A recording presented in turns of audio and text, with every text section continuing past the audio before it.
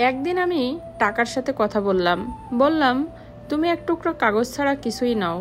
টাকা হাসলো, বলল সত্যি আমি এক টুকরো কাগজ, কিন্তু আমি জীবনে কখনো ডাস্টবিন দেখি নাই। আসসালামু আলাইকুম, কেমন আছেন সবাই? Welcome to my channel Meghna's dream. নতুন আরেকটি ভিডিওতে সবাইকে স্বাগতম। আজকে আপনাদের জন্য নিয়ে আসছি খুব মজাদার একটি রেসিপি। ফেলে দেওয়া জিনিস থেকে যে এত মজার একটা রেসিপি তৈরি করা যায়, আজকে সেটি আপনাদেরকে দেখাবো। ভিডিওতে যে ভাজিটা দেখতে পাচ্ছেন নিশ্চয়ই চিনতে পেরে গেছেন আমি কিসের কথা বলছি। হ্যাঁ, আজকে আপনাদের দেখাবো লাউয়ের খোসার ভাজি। আর এই যে লাউয়ের খোসাটা আমি সুন্দর করে ছোট ছোট করে কেটে নিয়েছি, আর তার সাথে নিয়ে নিয়েছি কিছু আলুটাকেও আমি ছোট ছোট করে এভাবে কেটে নিয়েছি। দেখতেই পাচ্ছেন আমি কিভাবে কেটেছি। লাউয়ের খোসার এই ভাজিটা যে একবার খাবে সে বারবার খেতে চাইবে, সে এটার প্রেমে পড়ে যাবে। তো লাউয়ের খোসাটা ভাজি করার জন্য আমি এখানে এখন দিয়ে দিব বেশ কিছুটা পেঁয়াজ। আমি একটু পেঁয়াজটা বেশি নিয়েছি, কারণ পেঁয়াজটা একটু বেশি দিলে আমার কাছে ভালো লাগে, সেজন্য আর কি আমি বেশি দিয়েছি। আর কিছু কাঁচামরিচও দিয়ে দিয়েছি। আর এখন আমি এগুলোকে একটু হাত দিয়ে ভেঙে নিচ্ছি, পেঁয়াজটা একটু আস্তে আস্তে ছিল। তারপরে আমি দিয়ে দিব সামান্য পরিমাণ লবণ আর 1 চামচের মতো হলুদের গুঁড়া। তারপরে আমি হাত দিয়ে এটাকে ভালো করে মাখিয়ে কিছুক্ষণ রেখে দিব। আমি এখানে হলুদের পরিমাণ 1 চামচ দিয়েছি, আপনারা চাইলে আরও কম দিতে পারেন, কারণ ভাজিতে হলুদের পরিমাণ একটু কম দিতে হয়। হলুদটা যদি বেশি দেওয়া হয় তাহলে খুব একটা কালার হয়ে যায় ভাজিটা, তখন আর দেখতে ভালো লাগে না। আমার কাছেও একেবারে খুব বেশি একটা হলুদ দিতে ইচ্ছা করে না ভাজিতে, এজন্য আর কি আমি খুব সামান্য পরিমাণ ছোট চামচের 1 চামচ হলুদের গুঁড়া নিয়েছি। আমার ভিডিও আপনাদের কাছে কেমন লাগে কমেন্টে বলে যাবেন। যদি ভালো লাগে একটা লাইক দিয়ে যাবেন। আর যারা আমার চ্যানেলে নতুন আছেন, আমার ভিডিওর কোনো অংশ যদি আপনাদের কাছে ভালো লেগে থাকে তাহলে আমার চ্যানেলটা সাবস্ক্রাইব করে দিবেন, আর পাশে থাকা বেল আইকনটা অন করে রাখবেন, তাহলে পরবর্তী ভিডিও আপলোড করার সাথে সাথেই আপনাদের কাছে নোটিফিকেশন পৌঁছে যাবে। এখন আমি চলে যাব সরাসরি রান্নাতে। এখানে আমি চুলায় কড়াই বসিয়ে তেল দিয়ে দিয়েছিলাম। তেলটা একটু গরম হয়ে আসলে আমি কিছু চিংড়ি মাছ দিয়ে দেব। চিংড়ি মাছটাকে আমি এভাবে এরকম ছোট ছোট করে কেটে নিয়েছি। আপনারা চাইলে ছোট চিংড়ি ব্যবহার করতে পারেন। ভাজিতে সাধারণত ছোট চিংড়ি মাছ ব্যবহার করলে ভাজিটা খেতে ভালো লাগে। আমার কাছে ছোট চিংড়ি মাছ নাই, এজন্য আমি আর কি বড় চিংড়ি মাছটা ছোট ছোট করে কেটে নিয়েছিলাম। আর এখন আমি এটাকে একটু ভালো করে ভেজে নিব। চিংড়ি মাছ দিয়ে লাউয়ের খোসার এই ভাজিটা খেতে কার কার ভালো লাগে কমেন্টে জানাবেন। কিন্তু আমার তো খুবই ভালো লাগে, যখন লাউ নিয়ে আসে বাসায় আমি লাউয়ের খোসাটা আর ফেলে দেই না, এভাবে চিংড়ি মাছ দিয়ে ভাজি করে খেয়ে নেই, খুব ভালো লাগে আমার কাছে। চিংড়ি মাছটা আমার ভাজা হয়ে গিয়েছে, আর এখন আমি মাখিয়ে রাখা লাউয়ের খোসাটাকে দিয়ে দিব, দিয়ে ভালো করে একটু নাড়াচাড়া করে ভেজে নিব। একটা ভিডিও তৈরি করতে অনেক কষ্ট হয়, দয়া করে কেউ ভিডিওটা স্কিপ করবেন না কিংবা হাফ দেখে চলে যাবেন না।